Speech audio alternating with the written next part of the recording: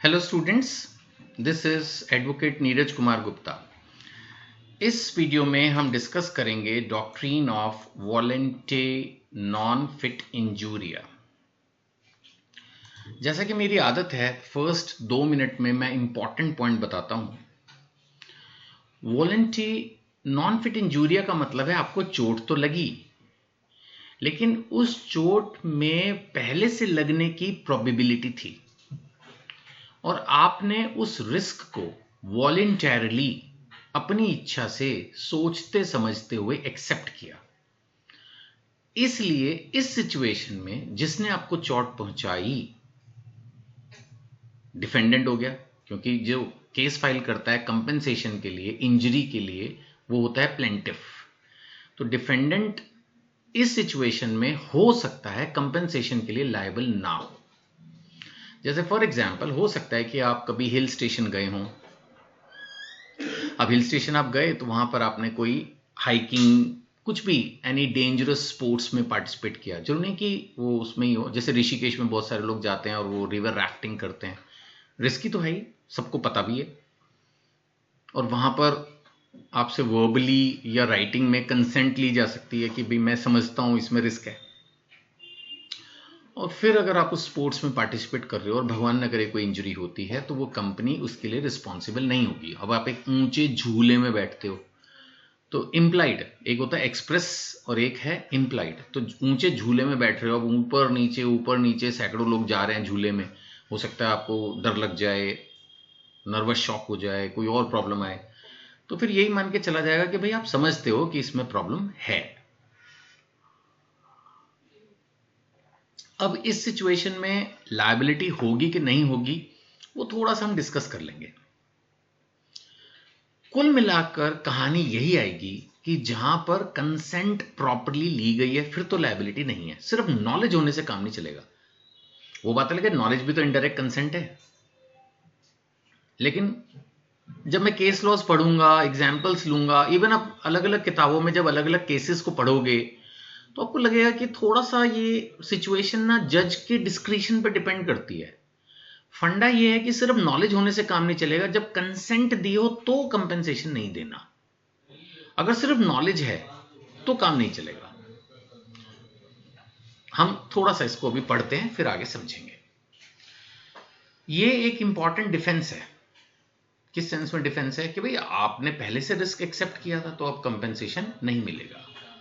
इसका मतलब क्या है? जो लाइन मैंने पढ़ी, इसका मतलब है, ये आपको थोड़ा याद भी करना पड़ सकता है। कभी कभी मैं चीजें याद करने की बोलता हूं, नहीं तो ज्यादातर यही बोलता हूं कि समझो, और केस लॉ बस याद करने होते हैं। सो वॉलेंटरी नॉन फिट इंजूरिया का मतलब है to a willing person no injury is done. Willing मतलब ऐसा नहीं कि उसने कहा मेरा सर फोड़ो, लेकिन अगर ये चीज कन्वे कर दी गई थी कि सर इस खेल में, इस बात में, इस एक्टिविटी में, इस एग्जीक्यूशन में, है ना, आपका सर फूट सकता है, और वो फिर बाद में फूट भी जाए, तो आपने पहले से कंसेंट दी थी। So to a willing person no injury is done. So अगर कोई आदमी वॉलेंटरली कंसेंट करता है रिस्क ऑफ हार्म को, खुद बोल रहा है हाँ ठीक है, अगर चोट लग जाएगी तो मैं देख लूंगा, if a person voluntarily consents to the risk of harm, फिर वो लेटर ऑन ये नहीं बोल सकता जी मेरे को इंजरी हो गई, कंपेंसेशन नहीं मिलेगा। सो ये रोमन लॉ से इन्होंने लिखा है कि हमने डिराइव किया है। It is derive from Roman law. Forms a fundamental principle of tort law. अगर एक आदमी नोइंगली, विलिंगली एग्री कर रहा है किसी रिस्क के लिए, और बाद में वो रिस्क होता है, हार्म होता है, तो कंपेंसेशन नहीं मिलेगा।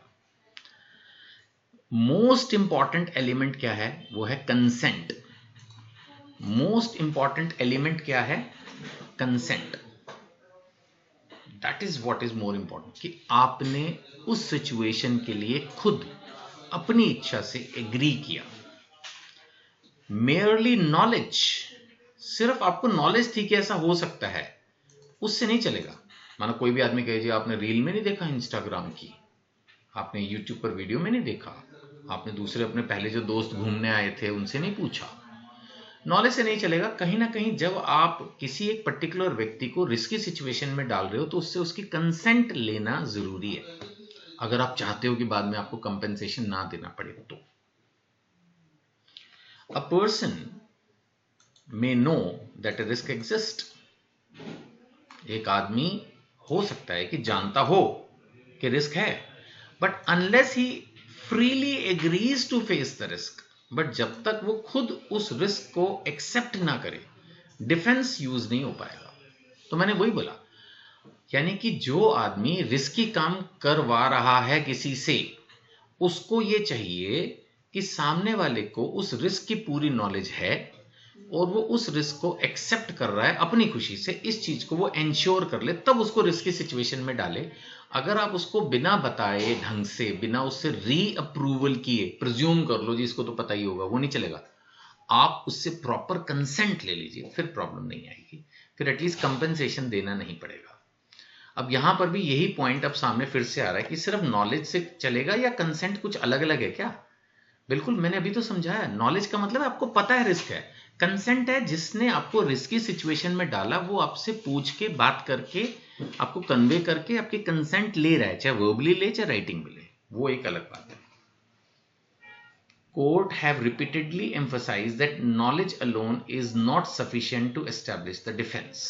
देख लो, साफ साफ लिखा है, बार बार कोर्ट्स ये बोलते रहे हैं कि सामने वाले को सिर्फ रिस्क का पता था उससे नहीं चलेगा, आपको ये एक्सेप्ट करवाना है उससे कि मैं फ्रीली कंसेंट दे रहा हूं कि हाँ मैं जानता हूं कि रिस्की है और अगर कुछ होगा तो मैं जिम्मेदार हूं। जब तक आप ये नहीं करते, आप डिफेंस नहीं ले सकते और आपको कंपेंसेशन देना पड़ सकता है। अब अगर हम एसेंशियल एलिमेंट्स की बात करें तो एक तो यही है कि प्लेंटिफ को फुल नॉलेज है nature and extent of risk, क्या हो सकता है मेरे साथ, मैं गिर सकता हूं, चोट लग सकती है, आग लग सकती है, जो भी। फिर वॉलेंटरी एग्रीड, देखो ये वर्ड सबसे इंपॉर्टेंट है, वॉलेंटरली एग्रीड। जब तक वो वॉलेंटरली उसको एग्री नहीं करता उस रिस्क सिचुएशन को, जब तक प्लेंटिफ ने खुद वॉलेंटरली एग्री ना किया हो, तब तक कंपेंसेशन देना पड़ सकता है। और ये जो एग्रीमेंट है ये फ्री एंड वॉलेंटरी होने, मतलब कोई प्रेशर में उसने हाँ ना क्यों, प्रेशर में हाँ करवा भी ली तो उसकी तो कोई वैल्यू नहीं, ठीक है ना। सो फ्रीडम टू चॉइस जो है वो प्रॉपर होनी चाहिए। ये नहीं कि भाई अगर अब तुम एग्री नहीं करोगे तो तुम्हें नौकरी से निकाल दूंगा मैं, तो वो तो फिर एग्री करेगा ही करेगा। कोई भी आदमी अगर आप गन पॉइंट पे या किसी ऐसी सिचुएशन में खड़े होकर एग्री करा रहे हो जिसमें वो सो कॉल्ड एग्री कर रहा है, लेकिन उसको पता है मैं एग्री नहीं करूंगा तो काम चलेगा नहीं, तो फिर तो कोई फायदा नहीं है। कंसेंट एक्सप्रेस और इंप्लॉयड हो सकती है। एक्सप्रेस का मतलब यही होता है कि जहां पर एकदम क्लियरली उसने मुंह से बोला है, राइटिंग में दी है। इंप्लाइड है बाय कंडक्ट, और ये इंप्लाइड ही खतरनाक है। अगर आपको लगे कि हाँ वो बंदा रिस्क लेने के लिए तैयार है, आपको लग रहा है, लगने से थोड़ी कुछ होता है, वो तैयार है कि नहीं आपको क्या पता। तो इसलिए it is always better that we go for express consent instead of waiting और डिपेंडिंग ऑन इंप्लाइड। इंप्लाइड में फिर बता दूं, जहां आपको लगता है कि वो रिस्क लेने के लिए तैयार है लेकिन आप श्योर नहीं हो, तो बेटर क्या रहेगा कि एक्सप्रेस कंसेंट लो अगर कंपेंसेशन से लेटर ऑन बचना चाहते हो तो, ठीक है ना। चलिए अब इसके ऊपर हम कुछ इंपॉर्टेंट केस लॉज करते हैं। सबसे पहले हमारा केस लॉ है Hall versus Brooklands auto racing club. ये एक केस है, याद रख सको तो बहुत अच्छा है। अब एक आदमी मोटर रेस देखने गया था, उसमें दो गाड़ियां भिड़ गई और उछल के समझ लो उसके ऊपर गिरी और उससे उसको चोट लग गई। अब यहां पर इस केस में ये डिसाइड हुआ था कि जब आप मोटर कार रेसिंग देखने गए हो तो सोचो रेस देखने तो 10,000 लोग गए तो हर एक को बुला बुला के इंटरव्यू तो नहीं ले सकते। तो वहां पर यह फैसला हुआ कि नहीं, अब उसमें तो जब आप एक मोटर कार रेसिंग देखने जा रहे हो और उसमें भी नजदीक की तरफ की टिकट्स ले रहे हो या तो थोड़ा ऊपर बैठ के देखो, तो फिर रिस्क तो है। ऐसे क्रिकेट मैचेस में भी होता है कि फिर बॉल आके लग जाती है, तो वो रिस्क रहता है। इस तरह के केसेस में तो फिर कंपेंसेशन नहीं दिया जाएगा। एक और हम केस लॉ ले रहे हैं, स्मिथ वर्सेस बेकर। अब इसमें क्या था कि उसको एक नौकरी पे रखा गया था और वहां पर कुछ पत्थर ऊपर नीचे जा रहे होंगे, कंपनी में ऐसा काम होगा। अब वो पत्थर उस पर गिर गया, तो उस बात पर उसने कहा कि हाँ मुझे नॉलेज तो थी कि कल कोई पत्थर मेरे ऊपर गिर सकता है, लेकिन मैंने कोई कंसर्न तो नहीं दी ना कि भाई मेरे को तो आप मेरे ऊपर बेशक पत्थर गिरा दो, मुझे कोई प्रॉब्लम नहीं है। मैंने तो ऐसा नहीं सोचा, मुझे तो यही लग रहा था कि मैं सेफ ही रहूंगा। तो उसको सिर्फ रिस्क की नॉलेज थी, उसने कंसेंट नहीं दी थी, राइट। सो यहां पर यह डिसीजन हुआ कि plaintiff knew about the risk, उसको पता था कि ये प्रॉब्लम है, लेकिन अब नौकरी है तो करना ही है। So it does not amount to consent. इस केस में ये डिसाइड हुआ कि इस पर वो काम तो कर रहा था नौकरी की वजह से, वो कोई मैच देखने नहीं गया, वो जॉब कर रहा है। अब जॉब में थोड़ा बहुत पता होता है कि हाँ भाई रिस्क है, बट उसके लिए उसने कंसेंट नहीं दी है, तो एज सच कंपनी को उसको कंपेंसेट करना पड़ेगा। ये डिफेंस है जो वॉलंटरी नॉन फिट इंजूरिया वाला, ये एप्लीकेबल नहीं होगा। एक और केस लॉ है डेन वर्सेस हैमिल्टन का। अब इसमें क्या हुआ कि उसने एक लिफ्ट ली एक ड्राइवर से जो कि ड्रिंक किए हुए था, यानी उसने शराब पी हुई थी, अल्कोहल ली हुई थी। तो उसका जो रिस्क है उसकी नॉलेज में था, लेकिन उसने ये कंसेंट थोड़ी दे दी कि उल्टी पुल्टी चला के आप मेरे को एक्सीडेंट कर दो, नेग्लिजेंट ड्राइविंग करो, कि भाई दारू पिए तो कोई आपको राइट थोड़ी मिल गया। और एकदम कोई आदमी इस बात से जज थोड़ी कर लेगा कि कितनी पी हुई है और पी हुई का असर कितना है। तो इसमें भी यही डिसीजन सामने आया था कि उसने एक्सीडेंटली जो नेग्लिजेंटली ड्राइविंग की, तो उसके लिए उसने उस रिस्क के लिए कंसेंट नहीं किया था। नॉलेज थी बट कंसेंट नहीं थी कि डेंजरस ड्राइविंग कर लो, तो लायबिलिटी है। इस केस में भी लायबिलिटी है। एक और केस है इंपीरियल केमिकल इंडस्ट्रीज वर्सेस शटवेल। अब इसमें क्या हुआ कि कुछ सेफ्टी इंस्ट्रक्शंस थी एम्प्लॉइज के लिए। The two employees ignored safety instructions and conducted an experiment with explosives. कोई भी काम अगर आप डेंजरस कर रहे हो किसी कंपनी में, तो आपको कुछ ना कुछ सेफ्टी इंस्ट्रक्शंस कंपनी ने दी होगी। सपोज आप उन सेफ्टी इंस्ट्रक्शंस को इग्नोर करके कुछ भी कर रहे हो, फिर बाद में बोलो कि भाई हमने तो कंसेंट नहीं दी थी। तो जब आपको सेफ्टी इंस्ट्रक्शंस दी गई हैं, तो फिर अगर आप उनको फॉलो नहीं कर रहे हो, अब जैसे माना आप बोट के लिए चले जाओ, आम आदमी भी चले जाता है कहीं पर आसपास, कहीं कोई झील है उसमें हम चले गए लेक में, और उसमें आपको दिया गया कि भाई इसको पहनो लाइफ जैकेट को, अब आप हीरो बन के उसको पहन ही नहीं रहे हो, तो फिर तो आप रिस्क ले ही रहे हो। फिर आप पूरी तरह से रिस्क ले रहे हो, आपको नॉलेज भी है और आपने उस लाइफ जैकेट को ना पहनकर इनडायरेक्टली कंसेंट भी दे दी। ठीक है ना। तो यहां पर defence of voluntary non fit injuria लगेगा। एज सच कंपनी चाहे तो उनको कंपनसेशन ना दे, क्योंकि उन्होंने सेफ्टी इंस्ट्रक्शंस को फॉलो नहीं किया। सो जहां पर कंसेंट फ्रॉड से ली गई है, एक्ट ही इलीगल है, तब तो ये डॉक्ट्रिन नहीं अप्लाई होगा, राइट। वैसे तो हम पढ़ ही चुके हैं कि ये डॉक्ट्रिन कब नहीं लगेगा। ये डॉक्ट्रिन तब नहीं लगेगा जब सामने वाले ने कंसेंट नहीं दी है, ठीक है ना। बट इसके अलावा अगर आपने कंसेंट ली भी लेकिन वो फ्रॉड से ली, मतलब पूरी बात तो बताई नहीं, माना आपने किसी को कहा कि भाई ये झील है और इसमें हम आपको लाओ घुमा लाते हैं, आपने उसको ढंग से तो बताई नहीं कि झील के अंदर मगरमच्छ भी हैं, या झील तो 40 फीट गहरी है, या पहले भी 10 बार नावें डूब चुकी हैं, मतलब पूरा पूरा उसको क्लियर नहीं था। तो कंसेंट ली लेकिन फ्रॉडुलेंट वे में ली, तो वो नहीं चलेगा। या जो भी चीज आप कर रहे हो एक्ट ही इलीगल है, तो ऐसे इलीगल काम के लिए कंसेंट ले भी ली तो क्या ही है, उसकी कोई वो बात थोड़ी है। If the act is illegal तो कोई बात नहीं है। या plaintiff has no real freedom of choice. आपको याद होगा थोड़ी देर पहले हमने एक केस पढ़ा जिसमें एक एम्प्लॉई है, वो एम्प्लॉई है तो बेचारे को जॉब करनी है, तो उससे कंसेंट ले भी लो ना भी लो, वो फिर कुछ उसके पास ज्यादा चॉइस तो है नहीं। तो एज सच उस सिचुएशन में तो फिर आपको रिस्पॉन्सिबिलिटी बनती है कंपेंसेट करने की। इसी तरह से डिफेंडेंट जो है वो नेग्लिजेंट है बियॉन्ड एक्सेप्टेड रिस्क। अब इस पॉइंट को समझते हैं।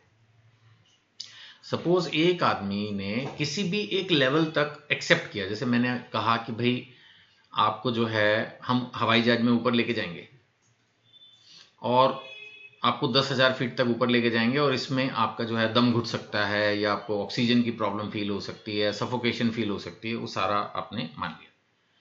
लेकिन उसमें जो प्रिकॉशंस लेनी थी वो तो फिर आपको लेनी है ना। आप बंदे को 10,000 फीट पे लेके जा रहे हो, ठीक है, माना आप किसी को बोलो चल मैं तेरे को एवरेस्ट पे चढ़ाता हूँ, वहां पर ये प्रॉब्लम हो सकती है, वो आपने सारा बता दिया। लेकिन जो आपने प्रिकॉशंस लेनी थी वो तो आप लोगे ना। वो तो ये प्रिज्यूम करके चलेगा इतनी बड़ी कंपनी है, मैं पैसे भी दे रहा हूं, तो जो कुछ जरूरी है वो आप अपने पार्ट पे तो करोगे ना। सपोज उसने रिस्क एक्सेप्ट किया, लेकिन वो यही मान के चल रहा था ना कि आप सारी प्रिकॉशंस लोगे तो वो रिस्क प्रैक्टिकली होने की चांसेस बहुत रेयर है, लेकिन आपने तो नेग्लिजेंट बिहेवियर किया और वो रिस्क जिसकी आपने हाँ भरवाई वो हो ही गया, तो उस कंसेंट को नहीं माना जाएगा। देन यू आर लायबल, क्योंकि अल्टीमेटली आपने नेग्लिजेंस की।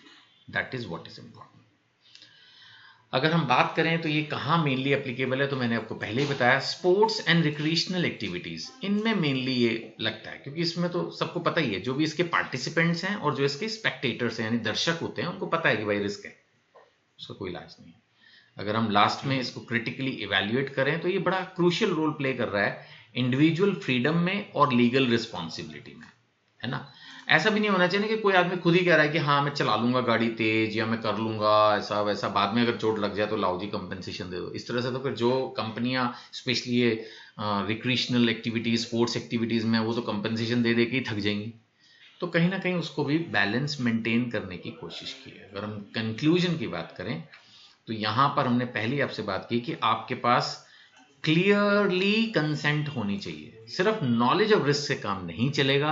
अगर आप चाहते हो एज ए कंपनी कि आपको कंपनसेशन ना देना पड़े, तो जिन लोगों को आप रिस्की सिचुएशन में डाल रहे हो उनसे मेरी सजेशन तो यही है कि आप एक्सप्रेस कंसेंट लें। वो बात अलग है, वो वर्बल भी हो सकती है और वो राइटिंग में भी हो सकती है। मैं तो कहूँगा आज के ज़माने में वर्बल की भी या तो रिकॉर्डिंग कर लें, सीसीटीवी लगा हुआ हो, या फिर राइटिंग में ही ले लो, बाद में कुछ पता नहीं चलता। आजकल कोर्ट्स कई मामले में स्ट्रिक्ट हो जाती हैं, हैवी कंपनसेशन अवॉर्ड कर देती हैं। तो बेटर रहेगा कि प्रॉपर राइटिंग में कंसेंट लेके ही किसी को रिस्की सिचुएशन में डालो, नहीं तो कंपनसेशन कल को देना पड़ सकता है।